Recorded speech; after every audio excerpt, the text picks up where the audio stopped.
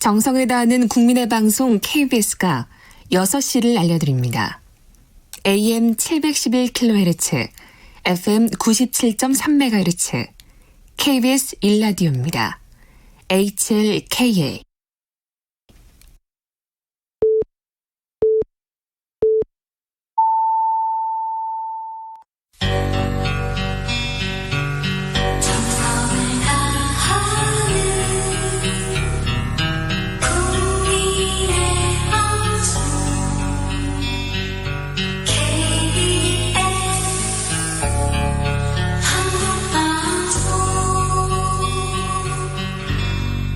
KBS 1라디오 라이브 비상대책위원회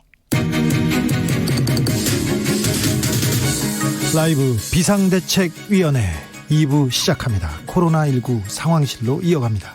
3월 17일 화요일 코로나19 확진자 어제보다 84명 늘었습니다.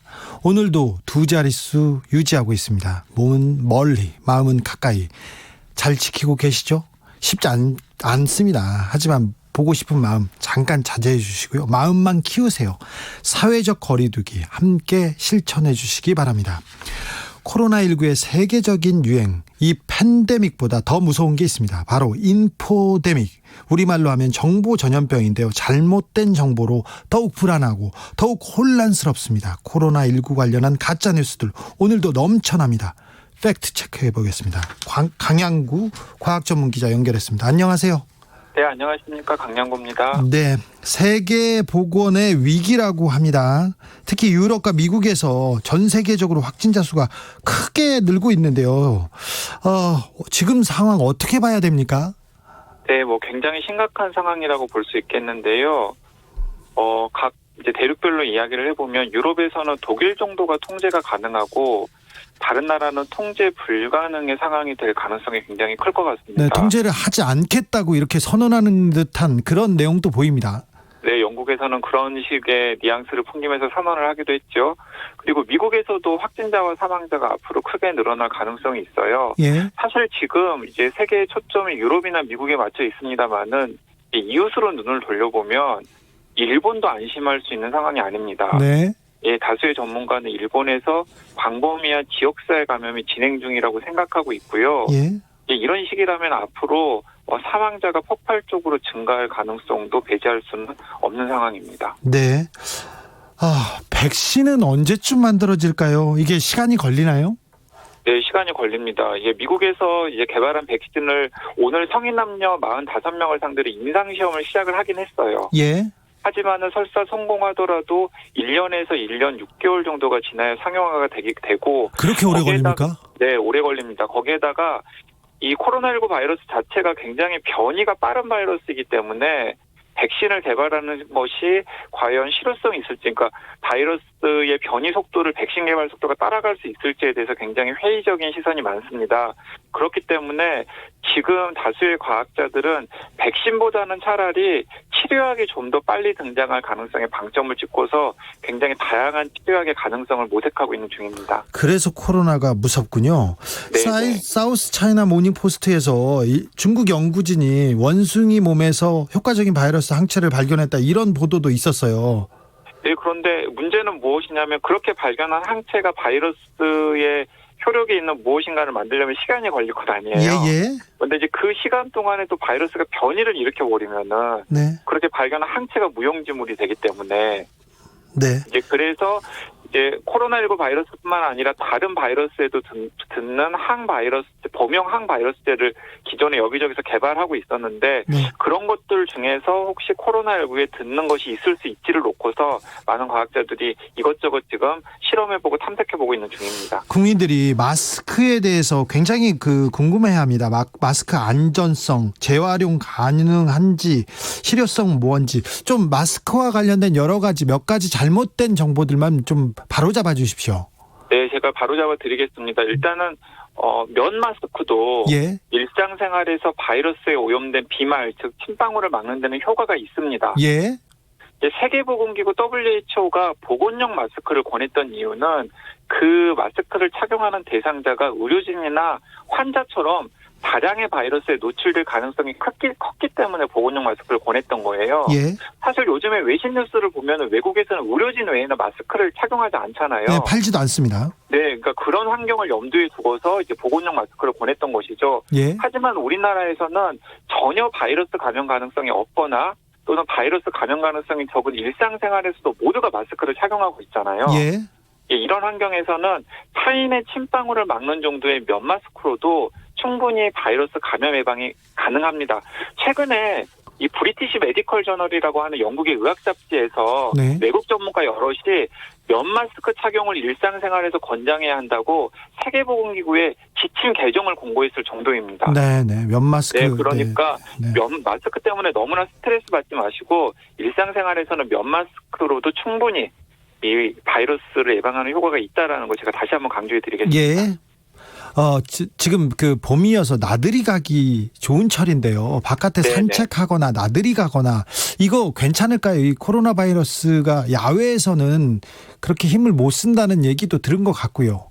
네, 정확하게 말씀을 드리면 야외에서 힘을 못 쓴다기보다는 환기가 잘 되고 바람이 부는 그리고 개방된 곳에서는 기본적으로 아주 밀착되어 있지 않는 한은 바이러스가 전파될 가능성이 굉장히 낮습니다. 네.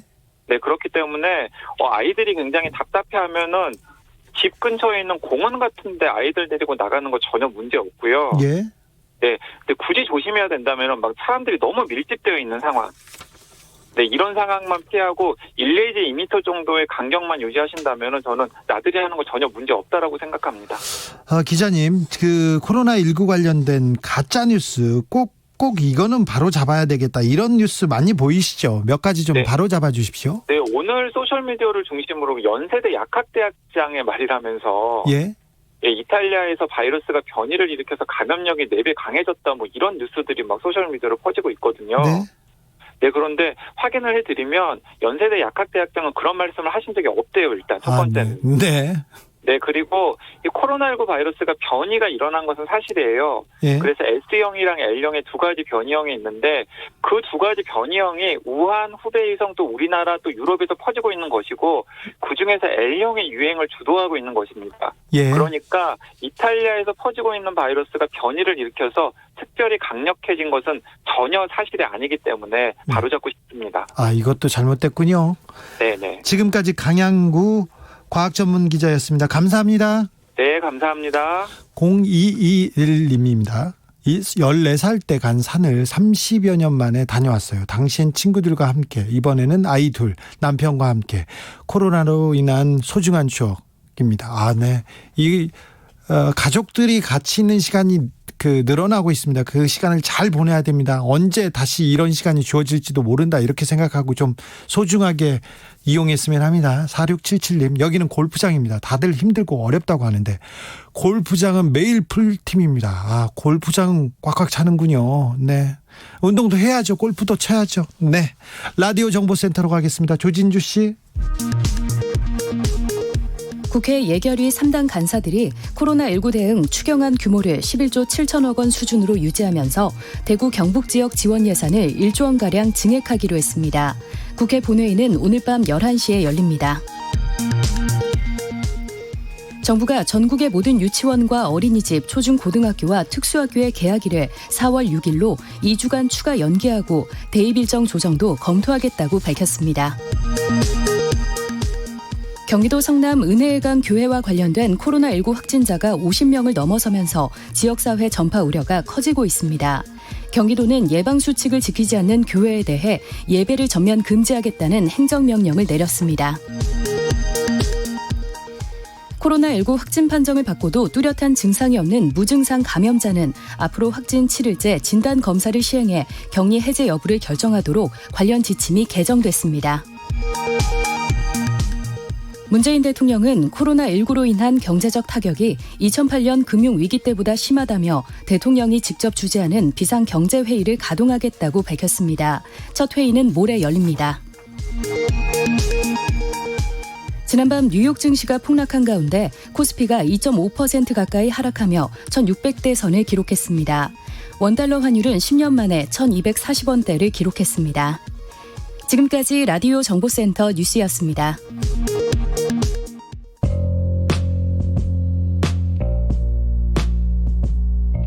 당신의 저녁은 예전 같진 않겠지만 계속 똑똑해진다.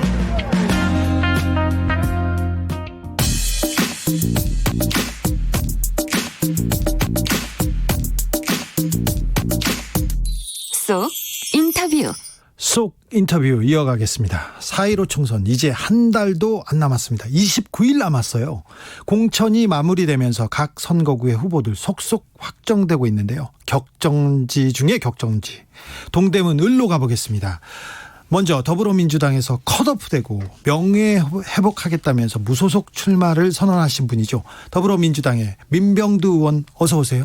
네, 반갑습니다. 아직 더불어민주당 소속인가요? 네, 현재로서는 그렇습니다. 네. 컷오프 당하셨어요? 네. 왜 공천 못 받으셨어요? 저도 좀 불가사의입니다. 그러나 이제 제가 한 번은 사무총장, 한 번은 공관위원장하고 2시간 반씩 네. 길게 대화를 한 일이 있습니다. 그때 당에서는 2년 전의 사건으로 네. 불안하다. 이것이 다시 불씨가 될 수 있다 하는 얘기였고 저는 사회적 판단이 끝난 문제이기 때문에 네. 그래서 저를 당에서 복귀하라고 한 문제이기 때문에 그렇게 불안하면 경선을 통해서 주민들의 판단을 갖다 물으면 되는 것이 아니냐 네. 하는 얘기를 했던 것이죠. 뭐 이런 문제에 대해서 사실은 굉장히 분명히 정리된 결론을 낼 수 있었다고 보는데 결국은 배제된 것과 관련해서는 사실 뭐 제가 그런 얘기를 한 적도 있습니다. 제가 울타리가 없어서 이렇게 된 거 아니냐 하는 네. 얘기를 한 적도 있습니다만 뭐 지금에 와서 다시 그 문제를 갖다 제가 몸담았던 민주당에 대해서 조금이라도 불편한 얘기를 갖다 하고 싶지는 않습니다. 네. 이해찬 대표가 공천을 받지 못해서 무소속으로 출마하는 후보들에게는 영구 제명하겠다 이렇게도 얘기하셨어요. 어떻게 생각하세요? 예, 그 문제에 관해서도 뭐 사회적 판단이 다 서 있을 것이라고 생각하는데요. 네. 우선 저는 그 사랑의 매라고 생각하고 또 결국은 부모가 자식을 품게 될 것이다 하는 생각을 하고 있습니다. 제 생각엔 사랑이면 아닌 것 같아요. 물론 제가 이 문제와 관련해서 여러 가지 얘기를 할 수 있습니다만 네. 제 친정이었기 때문에 네. 그 심정을 충분히 이해합니다. 그러나 우리 정당의 당원 당규가 영구한 건 없고요. 예. 그다음에 결국 당선돼서 돌아오면 국회에서 다수결 과반수를 확보하기 위해서 다수파가 되기 위해서 뭐 일반적으로 항상 복당을 시켜왔고 또 2년 후에 대선과 지선을 생각하면 의석 하나가 굉장히 소중하다는 생각을 할 겁니다. 네. 민주당의 대표적인 전략통이었습니다. 이런 선거 때는 이 선거를 어떻게 보십니까? 이번 선거의 시대 정신은 뭡니까? 이거 민병두 의원한테 물어봐야 되거든요. 지금 이게 물어보는 게 맞는지는 모르겠는데 이번 선거 어떻게 전망하십니까? 우리 민주당에서는 아직도 우리라고 하네요. 이제 공정 정의 이걸 얘기하고 통합당에서는 심판을 얘기합니다만 네. 사실은 사람들 마음속에서는 활기활력이라고 생각합니다. 너무들 자신감이 상실되어 있어요. 어떻게 대한민국을 다시 이렇게 세울 것인가 경제와 코로나로부터 굉장히 중요한 주제라고 보는데 아직 그 어떤 정당도 이 문제에 관한 해답을 주고 있지는 않습니다. 다만 대부분의 사람들이 지금 정부 여당 심판론이 이제 그 야당 심판론보다 비슷해지거나 올라가거나 데드크로스를 지나고 있다. 그다음에 중도파의 분위기가 심상치 않다 이런 얘기를 하는데 제가 볼 때는 그 통합당이 야심차게 준비한 그 한강벨트, 한강 도하 작전, 인천벨트 상륙 작전이 대개의 여론조사 결과 큰 격차로 허망하다는 것이 드러나고 있어요. 그러니까 실제로는 내용상으로는 보면 사람들이 더 견고하게 이쪽 지지자들이 더 견고하게 뭉치고 있는 것이 아닌가 해서 저는 조심스럽게 민주당이 승리할 것이라고 봅니다. 민주당이 승리한다. 네. 과반을 확보할 수 있을까요? 비례를 서로 어떻게 비례 관련 전략이 굉장히 서로 어떻게 좀 최종적인 조합이 어떻게 될지 모르겠는데 수도권의 122석 중에 민주당이 아마 종전까지는 아니지만 그에 준하는 성적을 얻는다고 한다면 호남에서 알파가 돼갖고 제1당이 되는 것은 가능하다고 봅니다.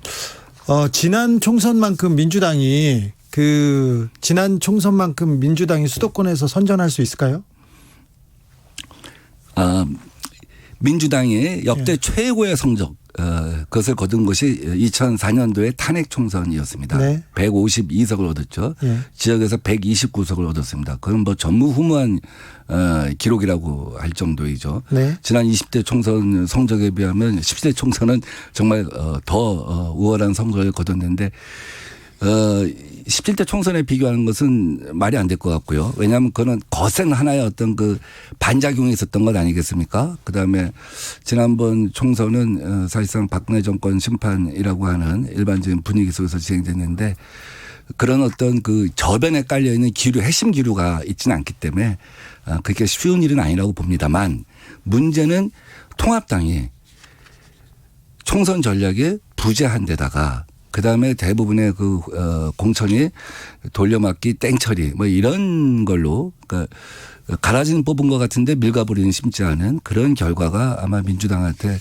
반사 이득을 준 것이라고 봅니다. 의원님 인터뷰 중에 죄송한데 계속 민주당 의원 같은 얘기만 하고 있어가지고 좀 정신 차리셔야 되는 거 아닌가 이런 생각합니다. 저기 컷오프 되셨어요. 이제 무소속이에요. 다만 이제 제가 민주당에 그 얘기를 한다면 제가 공관위원장하고 사무총장하고 만나서 얘기를 한 적이 있습니다. 저쪽이 컷오프를 많이 시키니 민주당에서도 숫자를 갖다 채워야 한다고 해서 저쪽은 앞으로 10명 이상을 컷오프 시킬 텐데 민병도 하나 컷오프 시켜서 구색 맞추기를 한다고 무엇이 의미가 있느냐. 총선이 어려우면 전체 판을 흔들 생각을 해라. 전체 전략을 갖다가 흔드는 생각을 해야지 총선에서 이기는 거지 사람 한두를 갖다가 어떻게 하느냐 갖고 총선 갖다 치를 생각하지 마라 하고 제가 그때 강력하게 얘기를 한 바가 있습니다. 네. 전 그 심정은 지금도 마찬가지입니다. 어부지리로 반사 이득으로 승리하려고 하지 말고 국민들한테 정말 민주당이 이거 하나로 그동안의 어떤 그 국민들 실망시킨 거 다 용서를 갖다 구하고 이해를 구할 수 있고 다시 민주당이 희망이다라는 생각을 갖고 총선을 치러야지만 그래서 득표를 해야지만 다시 민주당이 사실은 촛불 민심에서 보여준 그 성과가 얻어갈 수 있지 않냐 하는 생각을 합니다. 여전히 민주당인가요? 네. 다른 지역구로 잠깐 가보겠습니다. 의정부에서 예. 의정부에서 문석균 전 민주당 의정부 갑 상임 부위원장께서 탈당하라고 무소속으로 출마한답니다. 어떻게 생각하세요? 그거는 뭐 각자의 사정이 다르기 때문에 네. 저보고 뭐 무소속 연대를 하냐 뭐 이런 말도 있는데 그런 건 아니고요. 각자의 네. 사정이 다 다를 것이라고 생각합니다. 저는 제가 무소속 출마하는 이유는 제가 출마해야지만 의석을 지키는 것이라고 생각했기 때문에 그런 것입니다. 자, 그러면 동대문 을로 가서 그러면 동대문 을로 의원님이 무소속으로 나가면 민주당 후보 거기에 저기 통합당의 이해훈 후보 이게 3자 대결이 되면 이해훈 후보가 유리해지는 거 아니냐 이런 우려가 있습니다. 당 지지자들한테는. 제가 2012년도에 34년 만에 소선거구제로는 민주당 후보로 당선이 되었습니다. 그 지역이 홍준표 전 대표가 닦아놓은 아주 견고한 자리였죠. 김용구라고 하는 분도 있고요. 네, 그래서 사무총장 하신 분입니다. 강북 이북에서는 자유한국당이 한 번도 져본 적이 없는 불패 그런 전함 같은 곳이었는데 정말 대단했죠, 조직이. 근데 제가 가서 8년 동안 지형을 갖다가 사지를 옥토로 바꿨습니다. 정말 그거는 뭐 달리해서 그런 게 아니라 순전히 개인적인 노력이었습니다. 새벽부터 밤까지 정말 주민들 1대1 접촉하고 전 그 스킨십을 갖다가 사람들이 놓아주지 않을 거라고 생각을 하는 겁니다. 네. 자유한국당은 사실은 조직이 초토화돼 갖고 홍준표 전 대표 보고도 다시 여기 오라고 황교안 대표가 그렇게 설득해도 안 오지 않았습니까? 네. 그만큼 조직이 무너진 곳이에요. 네. 그러니까 아무리 과거에 그 지역이 그렇게 튼튼했다고 할지라도 지금 외지에서 서초에서 갑자기 후보가 하나 날라와 갖고 그것을 회복하는 데는 시간이 한계가 있을 거고요. 민주당 후보들은 결국 시간이 지나면서 제가 말한 기본 정신 의석을 잃지 말아야 된다.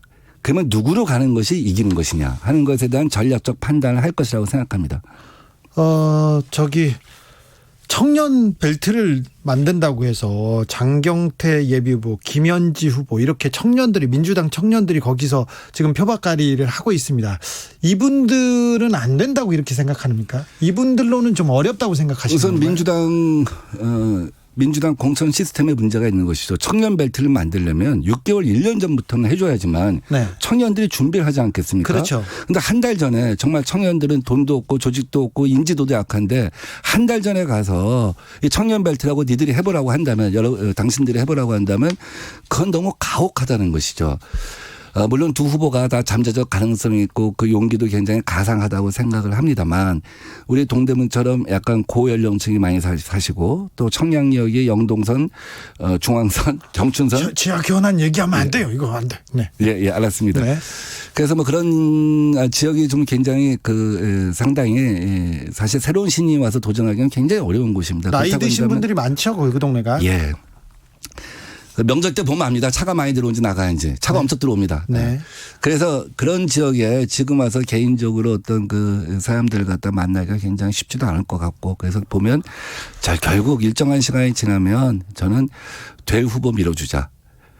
이기는 후보 밀어주자. 일하던 사람 밀어주자. 그래서 펴쏠림 현상이 생길 거라고 봅니다. 그러면 민병두, 이해운 양자 대결로 이번 선거가 치러질 것으로 보입니까? 저는 결국은 사람들이 전략적 선택을 범여권 지지자들이 전략적 선택을 할 거라고 봅니다. 그렇게 되면 1대1 대결 구도가 가능하다고 보고 1대1 대결 구도하에서는 사람들이 결국 이 동대문 발전을 위해서 노력해왔던 사람이 마무리하게 하자는 심리가 형성될 거라고 보는 것이죠. 네. 민병두가 민주당 후보를 제치고 이해운 후보를 제치고 이길까요? 그것은 거의 우리 30년 넘는 소선거구제로 서울에서 총선거의 역사를 보면 무소속으로 당선된 예가 거의 없죠. 그래서 사실 사람들이 이게 가능하겠냐 하는 얘기를 특별히 하는데 서울에서는 거의 어렵지 않나 그런 생각도 하는 분들 많습니다. 서울에서 88년 92년도에 한두 건이 있었고 2012년도에 예외적인 한 건이 있었습니다. 그러나 그 예외적인 한 건이라고 한 건 한 당에서 후보를 안 내서 사실상 밀어줘서 내용상에 공천했기 때문에 그런 것이죠. 관악구 네. 같은 경우. 근데 저는 제가 총선에서 34년 만에 결국 그 민주당 후보로 당선됐던 역사를 한번 썼듯이 이번에도 제가 역사를 한번 쓸 수 있다고 생각합니다. 저는 선거를 하면서 한 번도 중앙의 구도, 정당의 지지율 이런 거에 의존해서 선거를 치려고 생각해 본 적이 없습니다.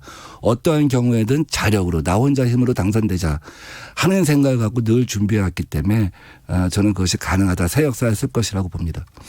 지금까지 민병두 더불어민주당 의원이었습니다. 아니죠. 무소속 후보 얘기 들었습니다. 네. 예, 감사드립니다. 네, 고맙습니다. 감사합니다.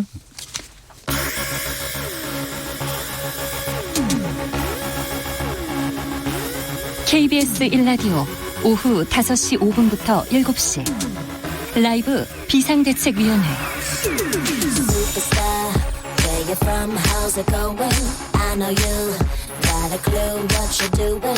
그렇다면 이해운 후보의 입장도 들어보겠습니다. 지금부터 시작합니다. 안녕하세요. 네, 안녕하세요. 네, 공천 받으셨어요? 네, 굉장히 힘들었습니다. 네.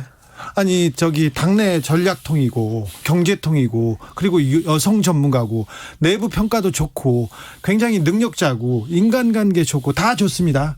하지만 컷오프 당하셨어요? 네, 공천 운이 제가 늘 없습니다. 네, 지난번에도 컷오프 당하셨어요. 지난 총선 때는 조윤선 전 정무수석, 그러니까 박근혜 전 대통령이 제일 예뻐하는 조윤선 수석을 그 자리에 팍 꽂았어. 자객으로. 그래서 그때 탈당하셨죠? 아니요, 탈당은 안 했고 경선에서 이겼습니다. 아, 그렇지. 경선에서 조윤선이 이해운한테 꼬꾸라졌죠. 네. 네. 그때 다 이변이라고 했는데 당내에서는 이해운을 못 이긴다 했었어요. 이해운을 누구도 못 이긴다고 했는데 이번에도 못 이긴다고 그랬어요. 그런데 컷오프 당하셨어요? 하여튼 당의 논리는 그거예요. 능력 있으니까 당이 어려운 데 가서 이겨와라. 근데 너무 좀 그때는 억울했어요. 네. 아니 열심히 잘해서 성적 좋게 해놨더니 너는 성적 좋으니까 힘든 데 가서 당을 위해서 헌신해라 이렇게 얘기하니까. 그러면 서초에서 컷오프 하기 전에 다른 데로 가라고 계속 얘기했습니까? 아니면 컷오프 시켜놓고 다른 데 가라고 했습니까? 시켜놓고 다른 데 가라 그랬죠. 그렇죠. 그러니까 근데 나중에 얘기를 들으니까 네. 제가 통합돼서 온 지 이틀 만에 이제 당에서 컷오프 됐거든요. 네. 근데 그 전에 본인들이 한 달 전에 소위 말하면 그때 당시 자유한국당이고 저는 다른 당에 있었잖아요. 네. 자기들 공간이의 원칙이 원래 3선 이상 양지, 소위 강남과 영남에서 한 사람들은 공천 안 준다는 그런 공감대를 이뤄놓고 있었기 때문에 몰랐던 제가 잘못이었답니다. 모르고 미래통합당 가신 거잖아요. 네. 그런데 자, 경제 전문가니까 하나만 묻겠습니다. 옛날에는 박근혜 전 대통령이 경제 선생님이기도 했어요. 아니. 거기서 팽당했지만.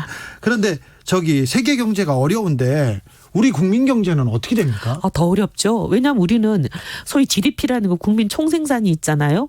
그게 올라가냐 내려가냐에 따라서 성장률이 얼마다 막 거기 이제 목을 매는데 네. 그 GDP의 거의 4분의 3이 저희는 외국에서 벌어옵니다. 네. 소위 해외 경제와 바로 연결이 돼 있는 거거든요. 그러니까 직격탄을 저희는 맞을 수밖에 없는 구조죠. 경제 네. 구조가.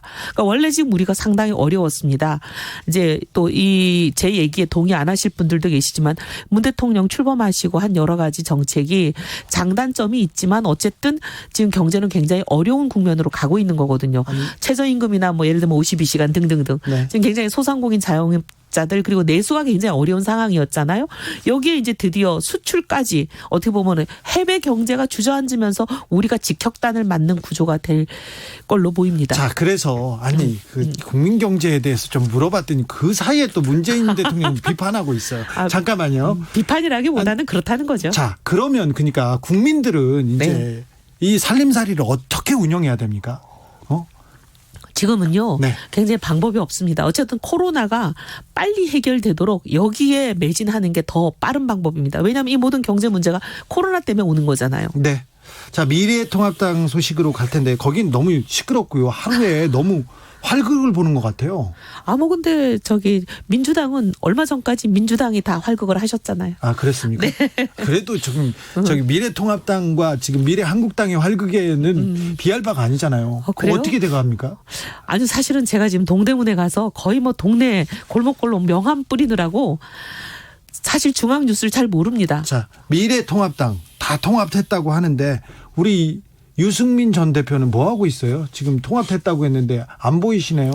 그 부분이 굉장히 좀 애석하게 생각하는 부분입니다. 통합을 할 때는 중도의 마음을 좀 얻겠다. 왜냐하면 자유한국당만으로 도저히 얻을 수 없는 중도와 젊은 층이 있잖아요. 유승민 의원이 20대 유권자들을 대상으로 조사했을 때 한교안 대표는 9위 하셨는데 지지율이 유승민 대표가 2위 했거든요. 그러니까 굉장히 젊은 층의 지지를 많이 얻는 분이란 말이죠. 저는 그 소식은 또 처음 들어요. 뉴스에 많이 났어요. 아니요, 한교안 대표보다 젊은 층 지지가 높은 거는 맞아요. 근데 2위까지야. 이거는 뭐 보도에 났습니다. 이미 많이. 네. 예, 뭐 어느 신문이라고 제가 말씀드렸습니다. 하지 말고. 예, 하지 말고. 네. 근데 그럴 정도로 젊은 층하고 그다음에 중도의 표심에서 상당히 이제 호소력을 가진 자산이잖아요. 네. 미래통합당 입장에서. 근데 그 자산을 총선에서 어쨌든 활용하려고 통합을 한 건데 지금 그 통합의 시너지를 잘 못 내고 있는 것 같아서 굉장히 애석합니다. 네, 그걸 활용하려고 했으면 이해운 컷오프 시켰겠어요. 민병두 의원 아까 나왔다 가셨는데요. 네. 무소속 출마하신다고 합니다. 네, 들었습니다. 네, 웃으셨죠? 아니요. 근데 이게요, 선거가요, 제가 벌써 이제 4번째 선거입니다. 네. 해보니까요, 1시간 후? 1분 후에 무슨 일이 일어날지는 하나님만 아세요. 선거 때는 진짜 1분이 1시간이 1분 안에 상상도 못한 일들이 벌어져요. 네. 민병두 의원이 컷오프 될 거 저는 예상도 못했고. 네. 그리고 민병두 의원이 지난번에 이제 그 미투 사건이 있고 나서도 의원직 사퇴한다고 했지만 당에서 네. 여러 가지 자리도 주고 그러지 않았나요? 그렇죠. 네, 그래서 저는 이제 그 사건은 해결된 줄 알았죠. 네. 그랬는데 이게 다시 또 살아나가지고 컷오프가 되길래 상상도 못하던 일이 일어난 거잖아요. 근데 또 이제 무소속 출마도 제가 전혀 상상해본 적이 없는 일이 또 일어난 거예요. 네. 그러니까 이게 또 내일 1시간 후에 무슨 상상도 못할 일이 일어날지 아무도 모릅니다. 그래도 좀 강다솔 씨 이렇게 보냈어요. 에이, 솔직히 좋으시면서 좋긴 하잖아요, 조금. 그런 말 드리면은 제가 큰일 나죠. 아, 그래요? 네.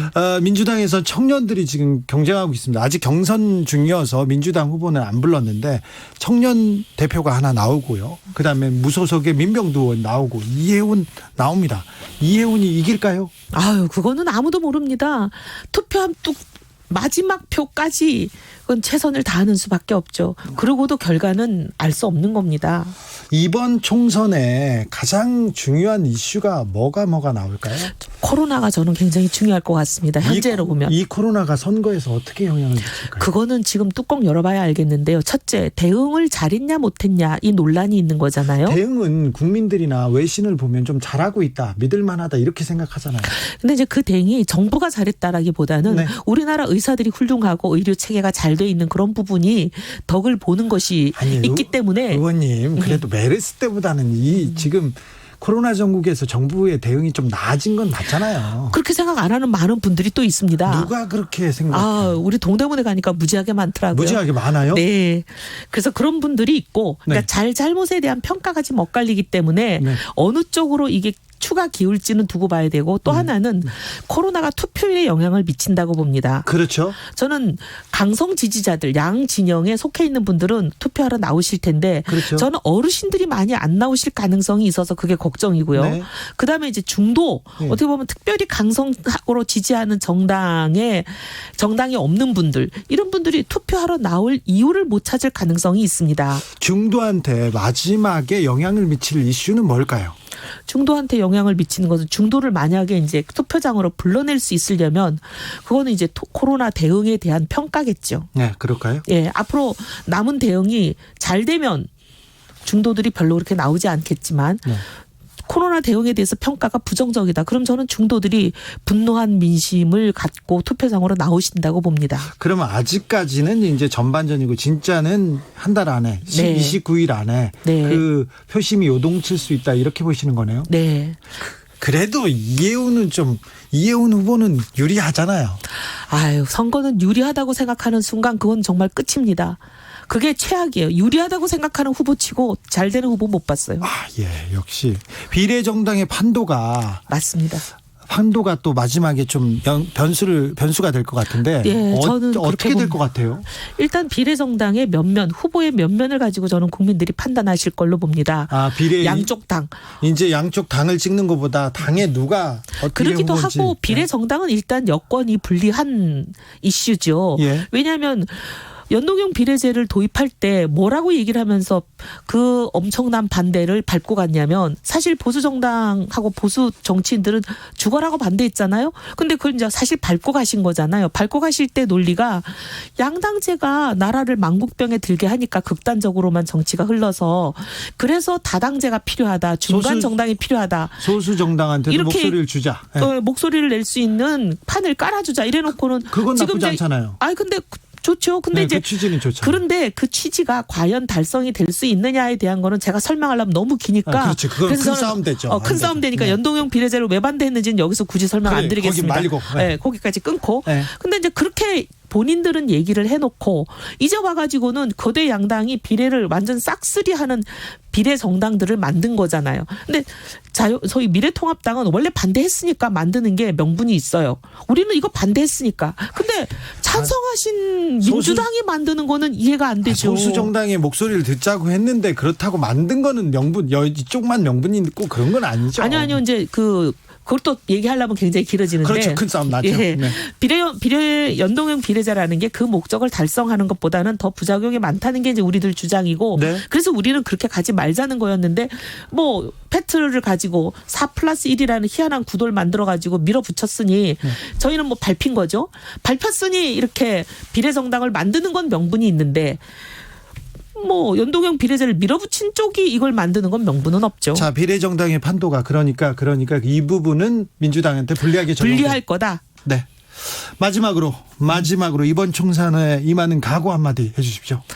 저는 마지막 한 표까지 최선을 다한다. 그거 말고는 드릴 말씀이 없고 네. 그다음에 이제 제발 동대문이 서울의 심장부인데 그 서울의 심장부에 걸맞는 가치와 위상을 지금 갖추질 못하고 있어요. 갈 길이 멉니다. 지역 발전을 할 수 있는 정말 일하는 사람. 매일 악수만 하고 다니고 스킨십으로 그냥 정치를 하는 그런 정치인 말고 일하는 일꾼을 뽑아주시기를 강력하게 부탁드립니다. 네, 잘 알겠습니다. 지금까지 이해훈 후보였습니다. 더불어민주당 동대문 후보는 아직 정해지지 않았습니다. 확정되는 대로 제가 다른 자리 마련하겠습니다. 교통정보센터로 갈게요. 김한나 씨. 네, 이 시각 교통정보입니다. 코로나19의 영향으로 요즘 고속도로 교통량 많이 없었는데요. 지난주보다는 오늘 교통량 많이 늘었습니다. 사고 나지 않도록 주의 운전하셔야겠는데요. 경부고속도로 서울 쪽으로 옥천 부근 3차로에서 화물차 사고를 처리하고 있고요. 더 가서 기흥동탄에서 수원까지 7km 정체됩니다. 또 판교분기점 부근에서도 1km 밀리고 있는데요. 역시 사고 여파 때문이고 이후로 양재 부근에서 반포까지 정체입니다. 서울 외곽고속도로는 일산에서 판교 방면으로 노지 분기점에서 송내까지 9km 더딘 흐름 보이고 있고요. 이후로 안양터널 부근에서 평촌 진출로 사이 지나기가 어렵습니다. 중부 내륙고속도로 창원 쪽에서 진행됐었던 작업 구간들은 거의 다 마무리가 됐는데요. 감곡 부근 2차로에서만 현재 작업을 하고 있습니다. 여주 분기점에서 감곡 사이에서 작업 여파 받고 있고요. 용인 서울고속도로 서울 쪽은 광교 나들목부터 서수지까지, 반대 용인 쪽은 금토영엄소에서 고기 분기점 6km 정체되고 있습니다. KBS 교통정보센터였습니다.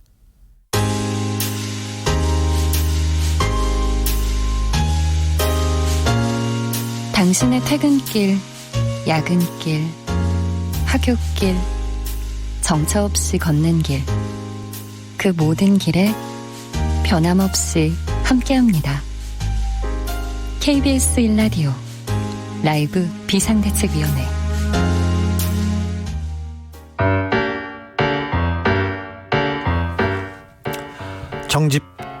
정치판에 쏟아지는 말말말, 그 말 속에 숨어있는 의도를 낱낱이 하나하나 파헤쳐봅니다. 정치 알고 보면 더 재밌다. 정치의 속내. 정치 해설사, 정치연구소 싱크와이의 김성애 소장 모셨습니다. 안녕하세요. 네, 안녕하세요. 총선이 이제 29일 남았습니다. 정가는 시시각각 변하고 있습니다. 오늘 방송하러 오는 길에 큰 보도가 났습니다. 예, 더불어민주당이 시민을 위하여 하고 손을 잡았다고 해서요. 네. 썼던 원고를 다 없고 네. 새로 쓰는 상황이 발생을 했습니다. 시민을 위하여 하고 손 잡는지 알았잖아요. 뭐 그럴 거라고 생각은 했지만 그럴 줄은 몰랐습니다. 네, 그래. 전격적으로 합의했습니다. 그런데 정치 협약 이 내용이 조금 재밌습니다. 네네. 일단 참여하기로 한 정당들이 기본소득당, 가자환경당, 시대전환, 평화인권당입니다. 그래서 좀 생소하신 이름일 수도 있는데요. 좀 많이 생소하는 분들이 많을 거예요. 근데 녹색당, 미래당이 빠져 있네요. 현재는 빠져 있고 이번 주말까지 정치개혁연합과 녹색당, 미래당의 참여 여부를 알려달라고 민주당 쪽에서 요구해 놓은 상태죠. 민주당에서 아예 이 당을 시민을 위하여를 주도하고 있는 형상이네요. 시민을 위하여를 주도하는 건 아니지만요. 어쨌든 네. 협상에서 상당히 자기 목소리를 크게 내고는 있죠. 예. 어떻게 보세요? 일단 정치개혁연합으로 해서 준비를 하는가 싶었습니다. 사실 그게 고전적인 문법이고요. 우리 그 제야 원로들 포함해서 기본에 이제 시민운동 하시던 분들 위주로 해서 짜서 가는 줄 알았는데, 정치개혁연합이 처음에는 그런 그 생각으로, 같은 생각으로 출범을 했는데 목소리가 좀 다른 목소리가 많았어요. 그래서 정치개혁연합은 좀 멀어지는, 민주당하고 멀어지는 그 모습을 보름 전부터 보였습니다. 사실 좀 논란이 있으면서 빠진 사람도 있고 좀 헷갈리게 되고 이런 경우들이 있었죠. 게다가 이제 창당도 안 되는 상태였기 때문에 네. 민주당으로서는 불가피한 선택이었다라는 설명이네요. 네, 그렇습니다. 다른 당은 어떻게 바라보고 있습니까? 이 소식을? 그래서 뭐 지금 특히 녹색당은 이제 당원들 보면 당원 게시판에서 이걸 해야 되나 말아야 되나 다시 논의가 되고 있고, 아니, 사실은 참여한다는 쪽으로 좀 목소리가 높았지 않습니까? 그 정치개혁연합이랑 테이블을 만들어 놓은 건데 네. 갑자기 시민을 위하여 쪽에 테이블이 차려져 버리니까 이게 테이블 옮기기 머쓱해진 상황이 된 거죠. 취지는 비슷한 거 아닌가요? 취지는 같기 때문에 좀 네. 옮겨갈 수 있다고 생각하는데요. 네. 뭐 제가 정확하게 확인할 수는 없지만 녹색당과 미래당은 한석 이상을 아마 생각을 하고 있었던 것으로 알고 있거든요. 예. 근데 지금 이렇게 되는 경우에는 이 정당들 당 한석씩 정도가 돌아가는 형태로 되지 않을까라고 예측해 보게 되네요. 예. 이게 이제 뭐 기본소득당, 가자환경당, 시대전환, 가자평화인권당 이렇게 보면 기본소득당은 뭐 기본소득 전문가, 가자환경당은 환경문제 전문가, 그 경제 전문가는 시대전환에서 아마, 그리고 평화인권당은 여기가 이제 위안부 문제 관련돼서 운동을 하면서 만들어진 정당이라 이 지금 돌이켜보면 한 달쯤 전에 민주당이 직능단체 관련해서 많이 만나고 있다는 얘기를 했잖아요. 네. 그분들이 결국 들어오게 되는 것 같고, 아마 각 당당 한 명씩을 이야기하게 될 것 같고 사실 순번은 별로 중요하지 않은 게 민주당을 포함한 비례연합 정당이라고 하면 10번 안쪽은 뭐 무조건 당선이 보장되지 않습니까? 그런 구조니까 순번에 관계없이 지금 거론됐던 정당들당 1석씩 돌아가는 구조가 되지 않을까 짐작해 봅니다. 민주당이 시민을 위하여 하고 손을 잡았습니다. 그리고 각종 군소정당이 같이 할 것으로 보입니다. 그럼에도 불구하고 열린민주당은 독자 행보를 할 가능성이 높죠. 이미 뭐 오픈 캐스팅을 해서 지금 이제 공천 심사 중인 걸로 알고 있고요. 그것을 마치면 별도의 명단을 공개할 건데 공개한다고 얘기했으니까요. 민주당의 윤호중 사무총장은 별도 명단을 만들 경우는 열린민주당과 함께할 수 없다는 입장을 이미 확고하게 밝혀놔서 두 정당은 서로 경쟁하는 사이가 될 것 같네요. 열린민주당은 어떻게 지금 굴러가고 있습니까? 열린민주당은 뭐 현재 후보군이 공개가 되지 않아서 네. 오늘 뭐 주진영 전 하나증권 대표가 열린민주당 공천 관련된 이야기를 하면서 열린민주당 가겠다는 이야기를 꺼낸 것이 지금 현재로선 다고요. 그 외의 인물들은 정확히 밝혀진 바는 없습니다. 최강욱 전 청와대 비서관 이분 열린민주당에 입당합니까? 기사대로 하면 모든 정당에서 러브콜을 보내고 있는 거 아닙니까? 네. 그 시민을 위하여 쪽에서 접촉이 있었다라는 뭐 확인할 수 없는 기사지만 기사가 나오고 있기 때문에 최강욱 비서관의 결정은 최강욱 비서관이 결정해야 할 수 있는 문제일 것 같은데요. 그래요? 예. 그래도 think why 좀 많이 생각하시잖아요. 그 최강욱 비서관의 경우에는 민주당이 주도하는 비례연합 정당으로 갔을 경우에 뭐 느낄 부담을 고려하면 그런데 본인이 정치를 꼭 해야 되겠다고 한다면 민주당 주도의 비례연합 정당으로 안 갈 가능성은 더 높다고 봅니다. 청와대 나오자마자 그리고 시안을 다 눈앞에 두고 나와서 정당으로 간다. 이거는 좀 쉽지 않은 결정일 것 같은데요. 일 잘하는 사람을 크지 않은 이유로 기소해서 청와대에서 나오게 해서 청와대 인사권을 지금 남용하려고 하는 검찰의 기본 문제를 제기해야 되겠죠. 최 전 비서관처럼 그 입장을 또 대변해 주시네. 아니 이제 그 다음에 또 다른 사람들 기소하면 이제 뭐 검찰이 완전히 청와대 인사를 장악하는 꼴이 되지 않습니까? 저는 그건 좀 맞지 않는 것 같아요. 저렇게 말 잘하는 김성애 소장한테도 저희 열린민주당에서 오퍼가 왔을 것 같은데요. 갑자기 본문과 상관없는 얘기들 하시는군요. 당황하지 마시고요. 네. 자, 미래통합당 비례공천으로 좀 넘어갈게요. 미래통합당하고 미래한국당하고 지금 한판 붙었습니다. 예, 크게 붙었죠. 네. 그 4선의 한성교 의원을 학교 후배라고 우습게 보고 내려보낸 황교안 대표의 큰 실책이 아닌가. 저는 일단 크게 이렇게 보고 있습니다. 황교안의 빅플랜 아닌가요? 어떤 빅플랜이죠? 아니, 여기까지 계산하고 둔 거 아닐까요? 한성교한테. 그랬을 리 없다고 생각하는데요. 그럴 리가 없을까요? 예.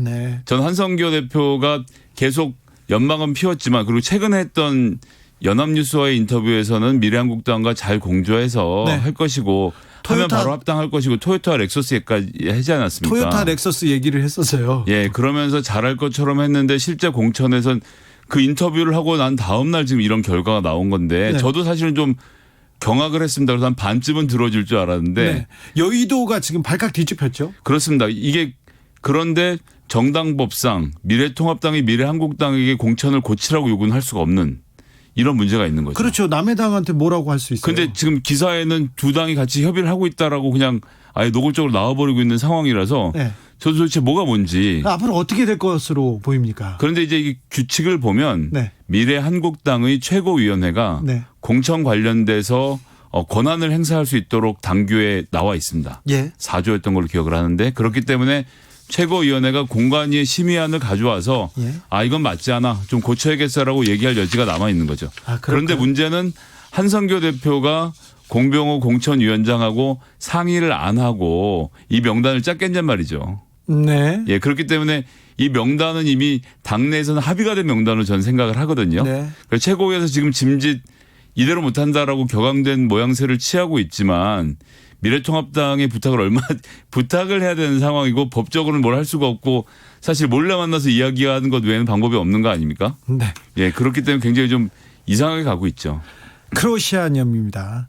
카이저 소재야 한선교 대표가 유저얼 서스펙트라고 영화에 있었는데 한선교 대표가 지금까지 얼굴을 숨기고 연기하고 있었습니다. 정말 예. 경악을 하게 만드는 연기였습니다. 예. 그런데 그 미래 한국당 후보들 이렇게 순분 보셨잖아요. 어떻게 네. 보세요?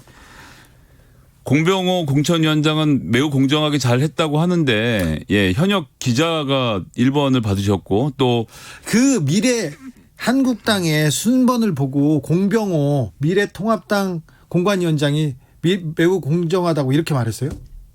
미래한국당의 공관위원장이죠. 네, 미래한국당의 공관위원장이 미래한국당 공관위원장이 자기가 이렇게 공정하게 했다고 얘기를 했다고요. 아, 그래요? 예, 그런 상태인데 그 5번은 또 보니까 아무에게도 알려지지 않은 명문대 출신의 여성 변호사인데 이 변호사 경험이 9개월밖에 없고 정치에 관련돼서는 전혀 뭐 알려지지 않은 사람을 공천하는 등 좀 파격적으로 하긴 했는데요. 과연 검증 절차가 제대로 거쳐졌는지에 대해서 또 사람들이 의문을 제기할 수도 있는 상황으로 보고 어쨌거나 미래통합당 지지자들이 미래한국당을 찍어야 되는데 미래통합당이 이렇게 극도로 분노하는 상태가 되면 이것의 어부지리는 국민의당에 가져가게 되는 것 아닌가 이런 생각도 들기도 하고요. 혹시 합의가 안 돼서 미래한국당과 미래통합당이 둘 다 비례 후보를 내는 그런 경우가 있지는 않을까요? 오늘 최고위원회 미래통합당 최고위원회에서 이럴 경우 우리도 독자 후보를 내겠다라는 움직임까지 지금 포착이 되어 있는 상태인데요. 저는 협상 카드로 보고 예. 미래한국당의 그 최고위에서 어떻게 이 순번을 조정할지에 대해서 한 번 더 논의를 하게 될 거라고 봅니다. 네. 민생당 소식 궁금해요. 민생당 요새 어떻습니까? 민생당은 이제 들어가자라고 호남계 의원들이 계속 얘기를 하고 있는 건데. 국민의 민주당과의 비례연합정당에. 그렇습니다. 그런데 민생당 내에 바른미래당 계열은 들어가질 원치 않고 있죠. 그런데 사실 지금 현재 스코어로 보면 민생당이 호남 지역에서 고군분투해서 3%를 넘겨야 되는 상황인데 이건 이제 지난 그 2018년에 있었던 그 지방자치 선거의 광역 비례의 표를 보면 알 수 있거든요. 네. 그 당시에 민주당이 다 쓸어가는 상황이라서 비례는 뭐 바른미래당 줄 수 있지 이렇게 생각했던 분들이 호남에 12% 정도밖에 없었습니다. 그런데 예. 지금 현재 스코어로 호남 지역에서 25%를 얻어야 그게 전국 스코어로 전환했을 때 3%가 되거든요. 그건 어렵죠. 그게 안 되는 상황이라고 하면 민생당이 독자적으로 비례 후보를 당선시킬 수 없는 상황. 그 소위 말하는 3% 봉쇄 조항에 걸릴 가능성이 높기 때문에요. 현실적인 선택은 한두 석이라도 들어가서 받는 게 맞는데 과연 그렇게 할까? 쉽지 잘 모르겠습니다. 않겠죠. 자존심 많이 상하겠네요. 자존심이 상해도 정치는 해야죠. 물구나무를 서서라도 국회를 들어가는 게 중요하다라고 생각하는 다선 호남 의원들은 저는 앞으로도 뭐 기한이 얼마 남지는 않았지만 끝까지 이 시민을 위하여로 됐죠 오늘. 이 비례연합정당 플랫폼에 들어가려고 노력을 할 거라 생각합니다. 고희정님 민생당 진짜 궁금해요. 너무 소리가 안 나요. 네, 소리가 안 납니다. 소리를 내도 들어준 사람이 없는 거죠. 아, 그런가요? 네. 반면 국민의당은 좀 미소를 좀 숨기고 있는 것 같아요. 그렇습니다. 이제 초반에 박명록 등 여러 실책이 나왔었는데 안철수 대표가 이 대구에 내려가서 자원봉사를 2주간 하면서 땀에 젖은 셔츠부터 시작해서 그 사진 한 장으로 발언하는 것보다 훨씬 나은 정치적 효과를 거뒀다고 생각하고요. 네. 또 2주 동안 자가격리에 들어가지 않았습니까? 예. 그러면서 이제 뭐 소셜미디어 등의 채널을 통해서 유권자들과 소통을 할 텐데 안철수 대표는 이런 식의 좀 이미지를 잘 만들어가는 것이 국민의당의 지지율을 올리는 데 도움이 될 거라고 보고요. 네. 조금 전에 말씀드렸던 대로 미래한국당의 공천이 이렇게 실패로 돌아가고 게다가 박근혜 전 대통령이 친서까지 보내면서 공천을 부탁했던 유영하 변호사. 이건 뭐 제 추측입니다만. 근데 20등 밖으로 밀려서 탈락이 됐죠. 네. 이런 상황까지 놓고 가면 이 박근혜 대통령을 아주 적극적으로 지지하는 지지층들은 자유공화당 쪽으로 옮겨갈 가능성이 있는 거고. 예.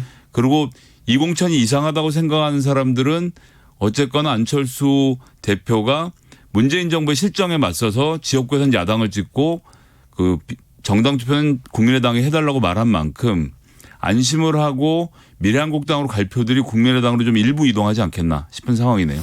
박근혜 전 대통령이 편지를 썼습니다. 편지를 써서 유영하 변호사에 대한 당부가 있었을 것으로 보이는데 아니 편지를 썼는데도 불구하고 유영하 변호사를 챙겨주지 않고 그리고 태극기 부대인 자유공화당도 안 챙겨주는 것 같고 그러면 몹시 삐지고 화날 것 같아요. 저는 편지를 한 번 더 쓰거나 메시지를 낼 것 같습니다. 당연합니다. 네. 그 정치인이고 네. 지금 본인은 아무 문제가 없이 정치를 할 수 있다고 생각하시는 분이기 때문에 선거 기간 동안 몇 번의 메시지가 더 친서 형태로 나올 거라고 생각하고요. 네. 어떤 포인트에 던질지 봐야 되는데 사실은 박근혜 전 대통령이 타이밍 잡는데 기가 막힌 분이거든요. 그래서 지난 편지는 적절한 시점에 잘 던졌다고 생각했는데 이렇게까지 무시를 당할 거라고는 저도 생각을 못했습니다. 아니 근데 작년 초에도 황교안 대표가 자유한국당 대표 경선에 나왔을 때 그때도 그 나름대로 유영하 변호사를 방송에 출연시켜서 메시지를 던졌어요. 네. 근데 그때도 메시지가 전혀 먹히지 않았어요. 근데 이번에 편지 썼는데 아이고 체면국이었네. 근데 이번에 편지를 썼는데 사실 처음 그 편지를 받았던 황교안 대표는 거의 매우 놀라고 좋아했죠. 매우 감사해하면서 감up했다라는 그런 느낌이 들 정도로 발언을 했는데 네. 실질적으로는 아무것도 이루어진 것이 없고 오히려 그러니까 이 미래통합당 지지자들 중에서 박근혜 대통령의 탄핵은 옳았고 이젠 보수가 그 선을 넘어서야 한다고 생각했던 사람들의 외면을 자초했죠. 그리고 이분들은 사실 지금 현재로서는 갈 데가 국민의당밖에 없는 상태고, 그러니까 지역구는 울며 겨자 먹기로 미래통합당을 찍겠지만 난 박근혜 대통령의 탄핵은 잘 됐다고 생각해 이런 분들은 또 국민의당으로 옮겨갈 수밖에 없는 상황이기 때문에 국민의당은 본인의 플레이로 표를 넓혀가는 것이 아니라 남들의 잘못으로 영역이 넓어지고 있는 느낌이네요. 김성애 소장한테 좀 어려운 질문 하겠습니다. 자, 비례대표 각 당이 몇 석 정도 가져갈 것 같습니까? 이건 뭐 그냥 뭐 제 예상 그냥 얘기하면 되는 거죠. 네, 네. 예. 나중에 틀리면 청취자들이 비웃으면 되기 때문에 예, 괜찮습니다. 뭐 제가 네. 댓글을 안 보면 되는 거죠. 뭐. 네. 예. 일단 미래한국당이 이런 상태라면 20석 정도 20석. 예, 가져가게 될 거라고 보고요. 네. 국민의당에는 뭐 아무리 잘해도 저는 효과가 좀 제한적일 거라고 봐서 예. 뭐 5석 안팎이 되지 않을까 싶고요. 예. 열린민주당도 마찬가지. 열린민주당 사실 공천 리스트가 그러니까 비례 후보 리스트가 나오지 않은 상태에서 말하기 어려워서 예. 거긴 어떻게 할지 정말 잘 모르겠네요. 그래도 예상해 주세요. 제가 지금 25 불렀나요? 아니요, 저기 지금 저 미래한국당에 예. 대해서 20석 부르고요. 20석, 국민의당 5석. 55석. 예. 열린민주당도만 5석 정도 하고 그럼 17석이 그 민주당이 추구하는 비례연합 정당으로 가는 건데 그럼 원래부터 얘기했던 7석 당선시키는 거하고 앞에 10명을 비워서 들어가는 형태로 네. 숫자는 맞겠네요. 그 당으로 거의 비슷하다고. 이건 전적으로 김성애 소장 개인 의견입니다. 저희는 존중하지 않습니다. 이 의견에 대해서 따를 생각도 없습니다. 왜 물어봤어요, 그럼? 아니요, 그냥 궁금해하는 사람들이 많습니다. 지금 하도 요동을 치고 있기 때문에. 근데 이제 열린민주당과 민주당이 포함되어 있는 비례연합정당의 표는 서로 왔다 갔다 할 것이기 때문에 네. 양쪽의 리스트업과 그리고 지금 아까 전에 말씀드렸던 군소정당들이 앞번호를 채우고 나도 한 2-3자리가 지금 남거든요. 네. 이 자리를 어떻게 채울 것인가에 따라서 저는 좀 달라질 거라 생각합니다. 지금까지 싱크와이의 김성애 소장이었습니다. 감사합니다. 네, 감사합니다. 김용섭님, 조용필의 킬리만자로의 표범 듣고 싶습니다. 요즘 정치판 보니까 속이 불편합니다. 시원하게 틀어주세요. 네. 킬리만자로의 표범 들으면서 오늘 라이브 비데이 마무리하겠습니다. 0111님, 계절이 바뀌고 봄바람이 불어오니 철새들이 이리저리 날아다니네요. 그 철새들 어서 집 찾아가야 될 텐데 코로나 때문에 방해받고 있지 않을까 그것도 걱정됩니다. 8561님, 정치가 희화화되는 느낌입니다. 국민을 위해 정치 부탁드립니다. 국민이 이렇게 눈 뜨고 보이지 않으면 국민을 위한 정치는 없습니다. 정치인들 자기 뜻대로 자기 목적대로 자기 이익대로 움직이는 거 공천 때문에 정치 때문에 선거 때문에 많이 보지 않습니까? 그래서 우리가 눈 부릅뜨고 지켜봐야 됩니다. 라이브 비상대책위원회 마치겠습니다. 퀴즈 정답은 1번 교섭단체였습니다. 모바일 커피 쿠폰 받으실 분은 라이브 비데이 홈페이지에서 확인하십시오. 저는 내일 5시 5분에 다시 돌아오겠습니다. 지금까지 주진우였습니다. 묻지 마라 왜냐고 왜 그렇게 높은 것까지